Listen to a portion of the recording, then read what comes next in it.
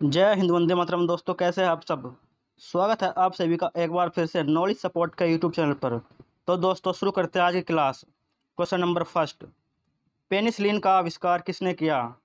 Option A Ian Fleming, option B Alexander Fleming, option C Stephen Hawking, या फिर option D Alexander.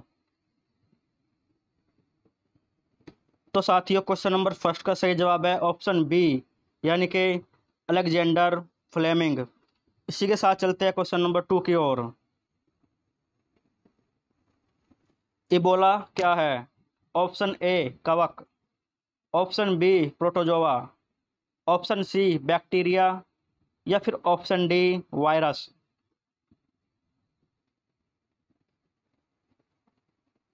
तो दोस्तों, Ebola एक virus है, इसलिए इस क्वेश्चन का सही जवाब होगा ऑप्शन डी वायरस। इसी के साथ चलते हैं क्वेश्चन नंबर तीन की ओर। निम्नलिखित में से सर्वप्रथम किस वायरस की खोज हुई थी। Option A polio, option B HTLV, option C TMV, या फिर ऑप्शन डी HIV। तो साथियों, क्वेश्चन नंबर तीन का सही जवाब है ऑप्शन सी, यानी कि TMV।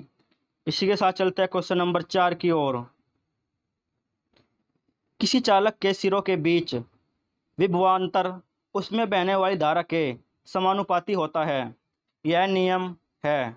ऑप्शन ए कूलाम का नियम, ऑप्शन बी फैराडे का नियम, ऑप्शन सी जूल का नियम, या फिर ऑप्शन डी ओम का नियम।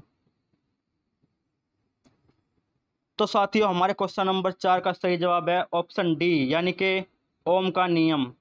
इसी के साथ चलते हैं अब क्वेश्चन नंबर पाँच की ओर। परमाणु बम का सिद्धांत आधारित है। ऑप्शन ए नाभिकीय संलयन पर, ऑप्शन बी नाभिकीय विखंडन पर, ऑप्शन सी उपयुक्त दोनों पर, या फिर ऑप्शन डी उपयुक्त में से कोई नहीं। तो साथियों, क्वेश्चन नंबर पाँच का सही जवाब है ऑप्शन बी, यानी कि नाभिकीय विखंडन पर। इसी के साथ चलते हैं क्वेश्चन नंबर छः की ओर। होम्योपैथी के संस्थापक कौन हैं। Option A Laennec, option B Domagk, option C Waksman, या फिर ऑप्शन डी हाइनेमैन। तो दोस्तों, क्वेश्चन नंबर छः का सही जवाब है ऑप्शन डी, यानी कि हाइनेमैन। इसी के साथ चलते हैं क्वेश्चन नंबर सात की ओर। किसने लाइक क्यूर्स लाइक होम्योपैथिक सिद्धांत प्रस्तुत किया था। Option A Hippocrates, option B Samuel Hahnemann, option C Samuel Cockburn, या फिर option D George वितोल्कस।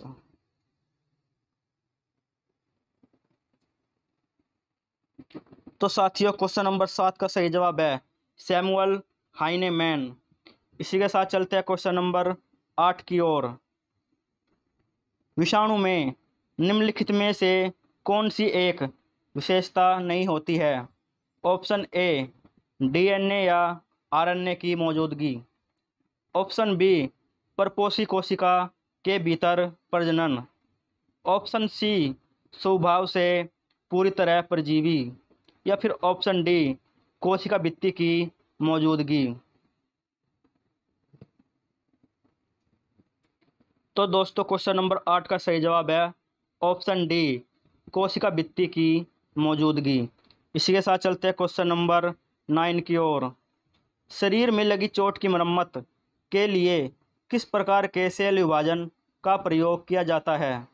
Option A केवल समसूत्रण, ऑप्शन बी केवल अर्धसूत्री विभाजन, ऑप्शन सी माइटोसिस और मियोसिस दोनों, या फिर ऑप्शन डी न समसूत्रण और न ही अर्धसूत्री विभाजन। तो साथियों, क्वेश्चन नंबर नाइन का सही जवाब है ऑप्शन ए, यानी कि केवल समसूत्रण। इसी के साथ चलते हैं क्वेश्चन नंबर 10 की ओर। दूध के दही के रूप में जमने का कारण क्या है? Option A mycobacterium, option B staphylococcus, option C lactobacillus या फिर ऑप्शन डी यीस्ट।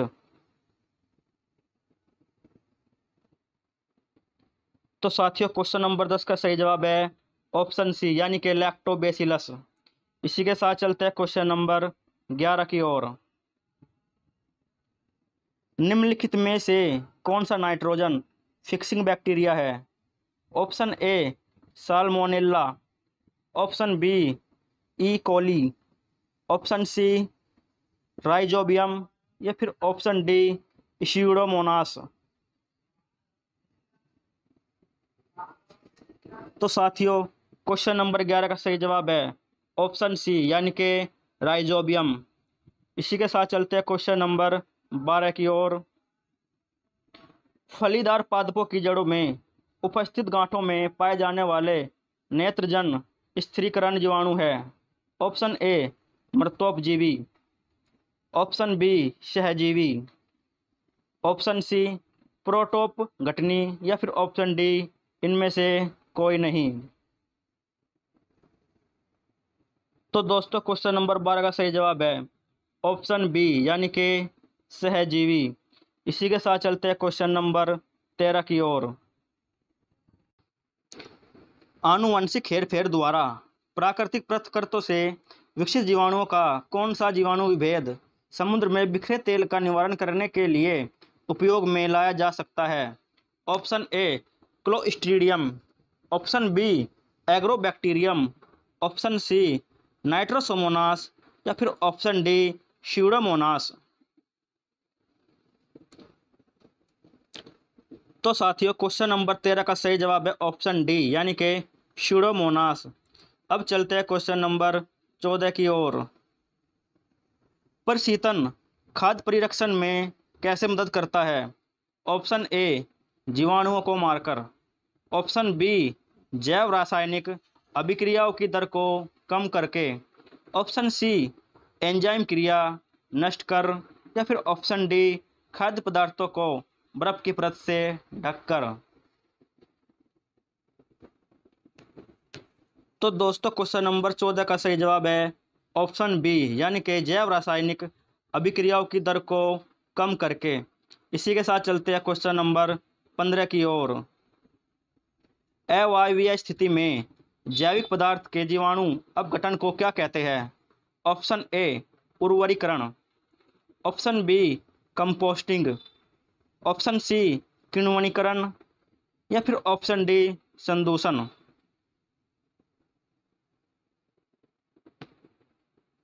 तो साथियों क्वेश्चन नंबर 15 का सही जवाब है ऑप्शन सी यानी कि किण्वनीकरण। इसी के साथ चलते हैं क्वेश्चन नंबर 16 की ओर। जीवों के निम्नलिखित प्रकारों में से छत्रक किससे संबंध है? ऑप्शन ए शैवाल, option B lichen, option C कवक या फिर ऑप्शन डी फर्न। तो दोस्तों क्वेश्चन नंबर 16 का सही जवाब है ऑप्शन सी यानी कि कवक। अब चलते हैं क्वेश्चन नंबर 17 की ओर। सामान्य खाद्य छत्रक क्या होता है? ऑप्शन ए अलैंगिक बीजाणु पैदा करने के लिए प्रयुक्त संरचना, ऑप्शन बी कसकर ठसाठस भरे कवक जाल, ऑप्शन सी कवक तंतु का प्रकार या फिर ऑप्शन डी कवकीय बीजाणुओं का पुंज। तो साथियों क्वेश्चन नंबर 17 का सही जवाब है ऑप्शन बी यानी कि कसकर ठसाठस भरे कवक जाल। इसी के साथ चलते हैं क्वेश्चन नंबर 18 की ओर। यीस्ट मिलाने पर गुथे हुए आटे के उठने का क्या कारण है? ऑप्शन ए यीस्ट कोशिकाओं की संख्या में वृद्धि, option B carbon dioxide gas का निर्मोचन, ऑप्शन सी ताप में वृद्धि या फिर ऑप्शन डी द्रव्य के परिमाण में वृद्धि। तो साथियों क्वेश्चन नंबर 18 का सही जवाब है ऑप्शन बी, यानी कि कार्बन डाइऑक्साइड गैस का निर्मोचन। अब चलते हैं क्वेश्चन नंबर 19 की तरफ। ब्रेड बनाने में इस्तेमाल किए जाने वाला खमीर, ऑप्शन ए किण्वन के लिए उत्प्रेरक के रूप में कार्य करता है, ऑप्शन बी किण्वन की प्रक्रिया में मदद नहीं करता है, ऑप्शन सी संरक्षक के रूप में कार्य करता है, या फिर ऑप्शन डी इससे स्वादिष्ट बना देता है। तो साथियों क्वेश्चन नंबर 19 का सही जवाब है ऑप्शन ए, किण्वन के लिए उत्प्रेरक के रूप में कार्य करता है। इसी के साथ चलते हैं क्वेश्चन नंबर 20 की ओर। निम्न में से किसे बंडिंग के माध्यम से तैयार किया जाता है, option A plasmodium, option B paramecium, option C amoeba, या फिर ऑप्शन डी यीस्ट। तो दोस्तों हमारे क्वेश्चन नंबर 20 का सही जवाब है ऑप्शन डी, यानी कि यीस्ट। अब चलते हैं क्वेश्चन नंबर 21 की ओर। निम्नलिखित में से चिकित्सा विज्ञान की कौन सी प्रशाखा यकृत के उपचार और अध्ययन से संबंधित है, option A helcology, option B hepatology, option C heterology, या फिर ऑप्शन डी जेरिएट्रिक्स।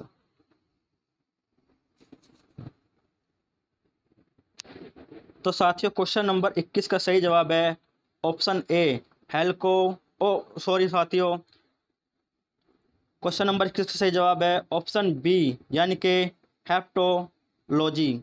इसी के साथ चलते हैं क्वेश्चन नंबर 22 की ओर। विज्ञान जिसमें पशु मानव शारीरिक संरचना का विच्छेदन द्वारा सीखा जाता है, option A haematology, option B osteology, option C anatomy, या फिर ऑप्शन डी हेप्टोलॉजी। तो साथियों क्वेश्चन नंबर 22 का सही जवाब है ऑप्शन सी, यानी कि एनाटॉमी। इसी के साथ चलते हैं क्वेश्चन नंबर 23 की ओर।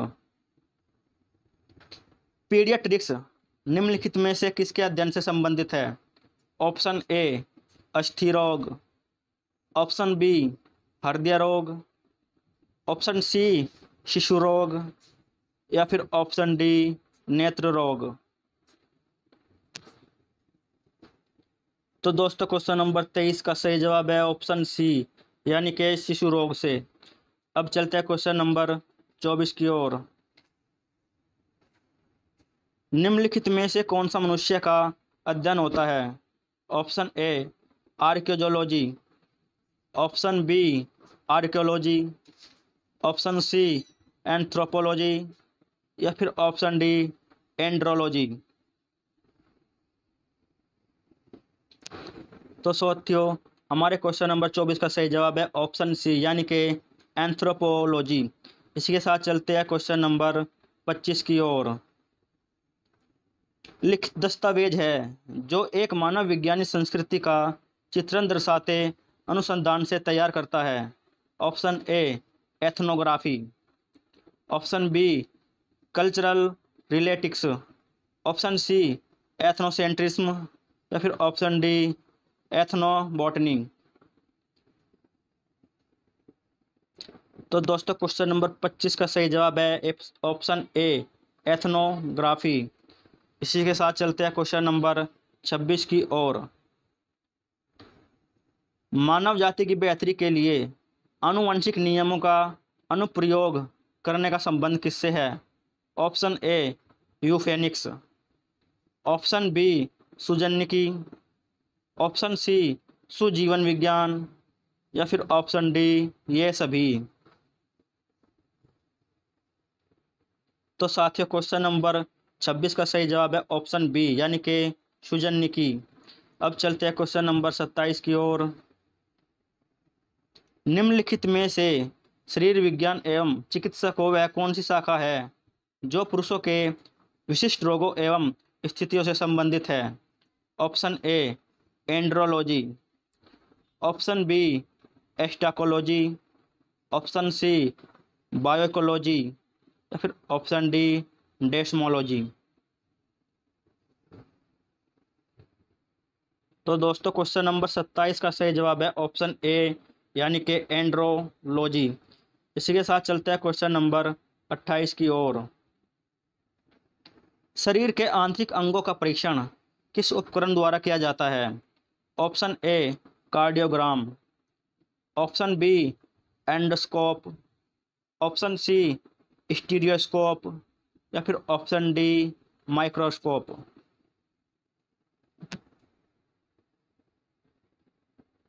तो साथियों हमारे क्वेश्चन नंबर 28 का सही जवाब है ऑप्शन बी यानी कि endoscope.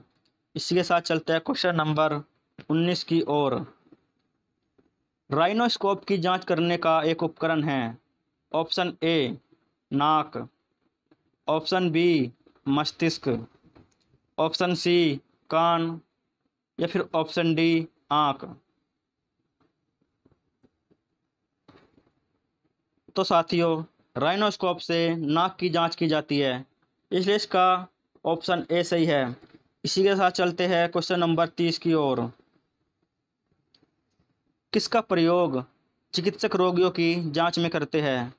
Option A hygroscope, option B spectroscope, option C stethoscope या फिर ऑप्शन डी स्ट्रोबोस्कोप।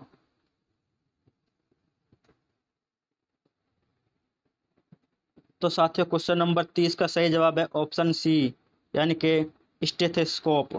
इसी के साथ चलते हैं क्वेश्चन नंबर 31 की ओर। प्रथम मानव हृदय का प्रत्यारोपण किस वर्ष किया गया था? ऑप्शन ए 1967 ईस्वी, ऑप्शन बी 1959 ईस्वी, ऑप्शन सी 1972 ईस्वी या फिर ऑप्शन डी 1955 ईस्वी। तो दोस्तों क्वेश्चन नंबर 31 का सही जवाब है ऑप्शन ए यानी कि 1967 ईस्वी में। अब चलते हैं क्वेश्चन नंबर 32 की ओर।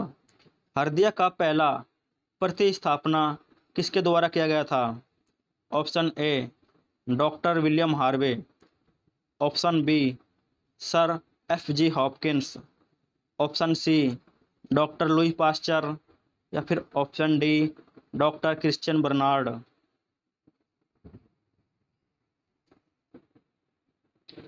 तो साथियों क्वेश्चन नंबर 32 का सही जवाब है ऑप्शन डी यानी कि डॉक्टर क्रिश्चियन बर्नार्ड।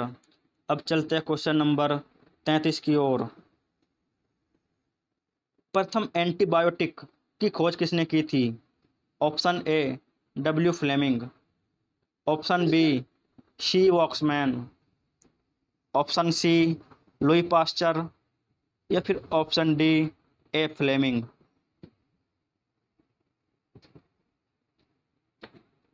तो दोस्तों क्वेश्चन नंबर 33 का सही जवाब है ऑप्शन डी यानी कि ए फ्लेमिंग। इसी के साथ चलते हैं क्वेश्चन नंबर 34 की ओर। निम्नलिखित में से कौन सा जानवर बिना पानी पिए सबसे लंबी अवधि तक जीवित रह सकता है? Option A giraffe, option B kangaroo चूहा, ऑप्शन सी कंगारू या फिर ऑप्शन डी ऊंट।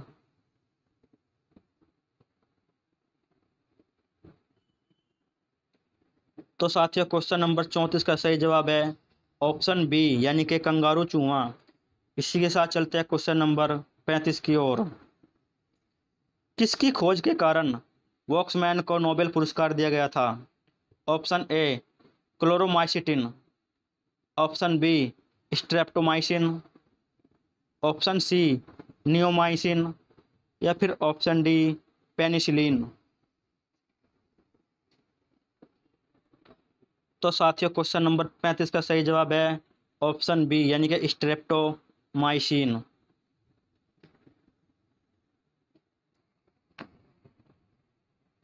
तो साथियों यह थी आज की क्लास। आपको यह क्लास कैसी लगी कमेंट बॉक्स में ज़रूर बताएं तथा चैनल को सब्सक्राइब जरूर करें जिससे आपको आने वाली नई वीडियो की नोटिफिकेशन समय पर मिल जाए। इसी के साथ जय हिंद।